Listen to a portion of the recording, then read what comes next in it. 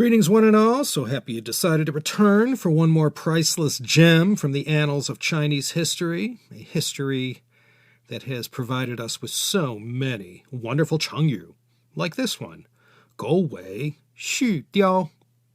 Now this story may take a while to tell because it comes from one of the wildest, craziest, and bloodiest periods in early Chinese history, the late 3rd and early 4th centuries.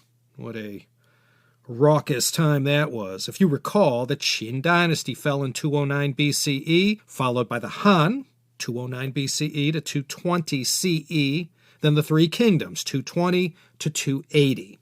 And our chengyu for this time comes from that period that stretched from the final years of the Three Kingdoms to the end of the Western Jin. The stars of this tale are, of course, the Sima Clan, who dominated this period. And we have the Simas stooping to their lowest level in their colorful family history, who we must thank for today's offering, Gǒu Wěi Xù Diāo. And for the four characters that make up today's chengyu, a gou is a dog, and a wei is a tail. Gǒu Wěi, the tail of a dog's tail. Xu means to continue, or join, or add to. And a diao is a sable, a kind of marten. Their fur has always been prized, especially in China, amongst the emperor and those highest-ranking officials who advised him personally. Some of these officials would wear these elaborate hats made from sable that had the tail of the animal hanging along the side. They were quite striking. So this is one of those chengyus where there's absolutely no way for you to guess what it means just by listening to these four characters: dog, tail, join, sable. So let's dive right into this sliver of Chinese history that, in the end, turned out to be so consequential as far as all the things that happened when it was all over. This story has a cast of thousands, so I'm going to advise you to refer to the handy list of terms that I painstakingly compile for you for each and every episode, no matter the CHP, THP, or CSP. I'll have the whole cast of characters listed there, and you could keep all the Simas, Yangs, and Caos, and everyone else straight. If you recall your Three Kingdoms history, there was a loyal general and official to none other than Cao himself, named Sima Yi, who also served subsequent Cao Wei emperors. Then came the year 249, when he utilized his power as regent to seize power in Cao Wei and essentially ruled the kingdom as a warlord. And then in 266, his grandson, Sima Yan, forced the last Cao Wei emperor, Cao Huan, to abdicate. And we remember Sima Yan today as the founding emperor, Jin Wu Di.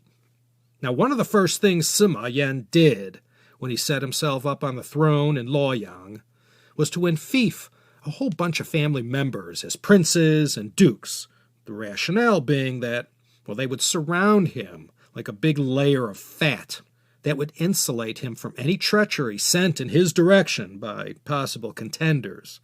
And depending on the rank he handed out, these enfeoffed family members from the Sima Clan had anywhere from 500 to 5,000 soldiers. So right away, knowing what we know, this is a recipe for disaster, but Jin Wu Di never lived to see it. And after he passed in 290, the Jin Dynasty's fortunes will be impacted immediately.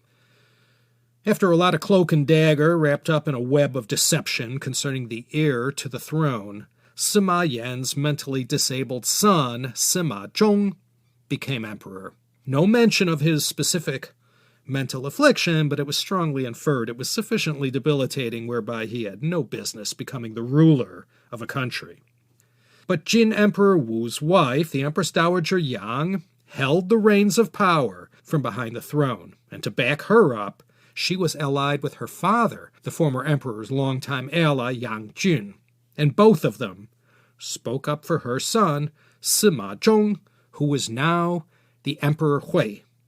But Emperor Hui's wife, the Empress, she was a major force of nature and gave good old Empress Dowager Liu Hou, Han Gaozu's wife, a run for her money in the villainous and malevolent department. She was not happy at all with the emperor's mother and illustrious grandfather lording it over them, and she began to conspire at once how to get rid of those two.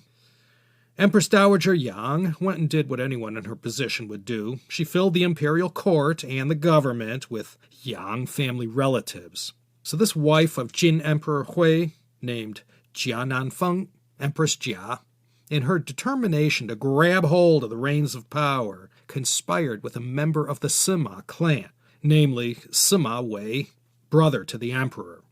These two came up with a plan to do away with Empress Dowager Yang and her father, and the scheme called for Sima Wei to lead his troops into the capital in Luoyang, and Empress Jia would sit on her hands and let this provocative act happen. Then once Sima Wei and his troops were in place, Empress Jia had Empress Dowager Yang and her father Yang Jun summarily arrested.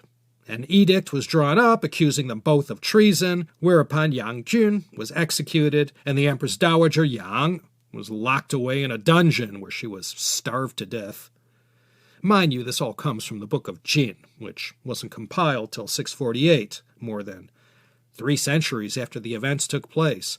But in all these histories from so long ago, these official annals compiled by court historians, well, that's all we have to hang our hat on, for better or for worse. And whenever something of this nature goes down, that is, a coup d'etat, it's common to go after all the family members of the recently deposed. So Empress Jia gave the okay to execute 3,000 or so Yang family members in positions of authority around the empire. So the team of Sima Wei and Empress Jia made fast work of their rivals, and now the empress was able to control the destiny of China, beginning in 291. Then once she felt secure behind the throne, Empress Jia called on 2 old stalwarts of the Simas, Wei Guan and Sima Liang, to act as regents for Emperor Hui. Sima Liang was the 4th son of Sima Yi and grand uncle to Emperor Hui. Both he and Wei Guan ruled as co-regents, and a sincere effort was made to do a good job. But Empress Jia would see none of that. She believed she was the ultimate authority for all matters regarding the Sima Jin Dynasty, and she interfered with every decision these two made. Soon she began to conspire again with Emperor Hui's brother Sima Wei to help her get rid of Wei Guan and Sima Liang. Sima Wei and Empress Jia had formal charges presented that claimed these 2 regents were conspiring against Emperor Hui, and they moved swiftly to execute the loyal co-regents Sima Liang and Wei Guan. The blood was all on Sima Wei's hands, and he believed, for doing her bidding, the Empress Jia, well, she'd give him a promotion or something. But rather than a nice pat on the back, she stabbed him in the back instead. And in the summer of 291, year of the dog, appropriately enough, she had Sima Wei executed for the execution of Wei Guan and Sima Liang, something Sima Wei had done for the empress herself. So two-faced Empress Jia got to finally manage the affairs of the empire unopposed until the year 299. And one thing that dogged her, so to speak, was that she had not been able to sire any sons with her mentally incapacitated husband, Emperor Hui. But one of his concubines had that good fortune, and this lad's name was Sima Yu. And Empress Jia didn't like him for obvious reasons and sought to eliminate him. She managed to place this young prince, Sima Yu, under house arrest. Now enter Sima Lun, the youngest son of Sima Yi. Sima Lun was part of Empress Jia's loyal coterie of supporters. And he and Empress Jia put their heads together, and he convinced her the best course of action was to have the crown prince Sima Yu killed. She liked that plan and signed off on it. And in the year 300, Sima Yu was indeed killed. But Sima Lun, being a rather evil guy himself, he was able to turn the tables on Empress Jia and had her role in all of this exposed. And she ended up getting arrested and had to pay for her crime by drinking poison. And for good measure, like it always was in these cases, Sima Lun had Empress Jia's family wiped out.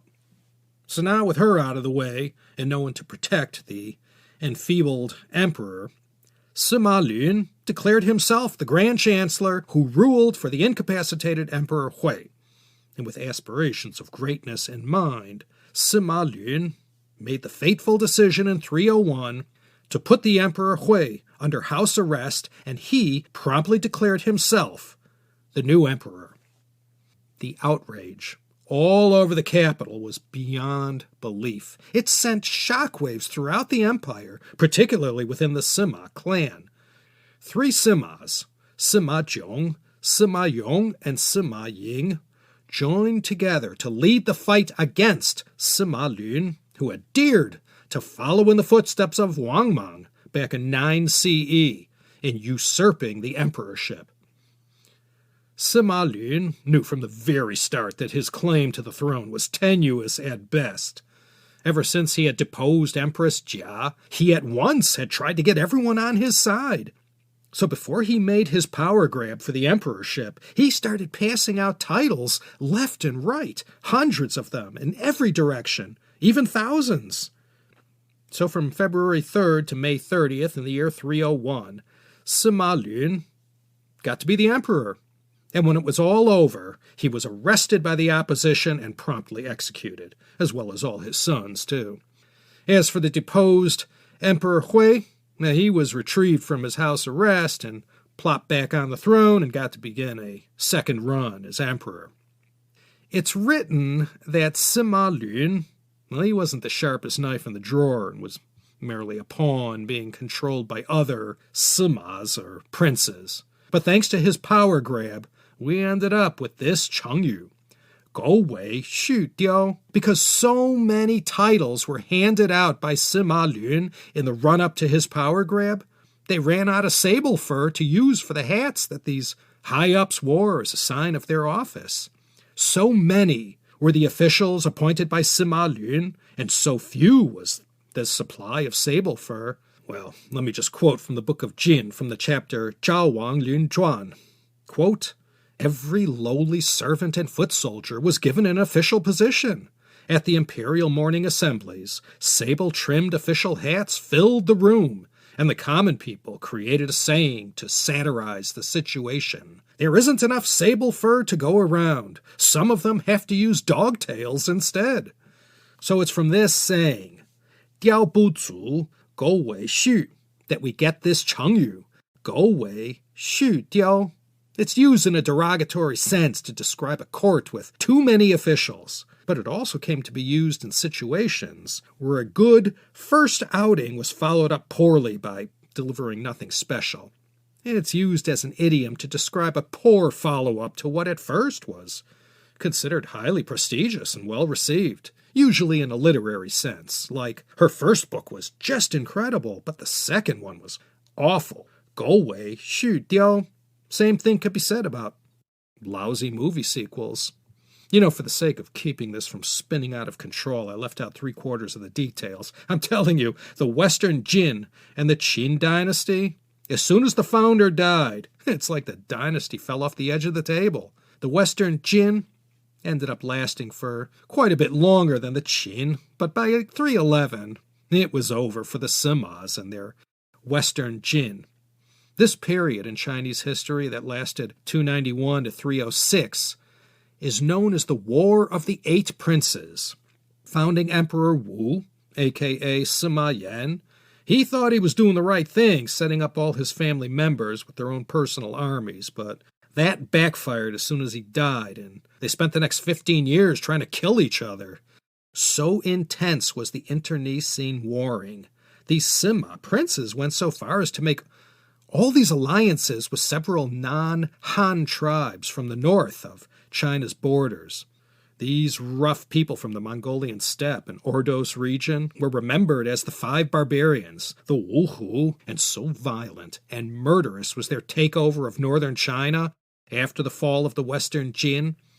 It caused a mass migration of northern Chinese to the safety of southern China, south of the Yangtze River. And among those who kept running all the way to southernmost China were the Hakka people, who resumed their traditional northern language and culture in Guangdong, Fujian, Jiangxi, Guangxi, and elsewhere. So, Gǒu Wěi Xù Diāo, when you have too many officials and positions and not enough work to go around. Gǒu Wěi Xù Diāo, when a rock star comes out with a great record and follows that one up with a bomb. Gǒu Wěi Xù Diāo. And anything that's a poor substitution or replacement for a formerly highly regarded work. Gǒu Wěi Xù Diāo. Okay, such a complicated story as this one, it's no wonder we had to go deep into extra time to tell it. The end of the Three Kingdoms to the end of the War of the Eight Princes in the Western Jin. What a crazy half-century that was. Okay, that's the Chengyu for this time. Thanks to Emma and the Chengyu Yanjiu Zhongxin working behind the scenes. I already have a good one queued up for next time. You won't want to miss that one. I wouldn't. This is Laszlo Montgomery signing off from Los Angeles and L'État d'Or, inviting you to come back next time for another entertaining and informative episode of the Chinese Sayings Podcast.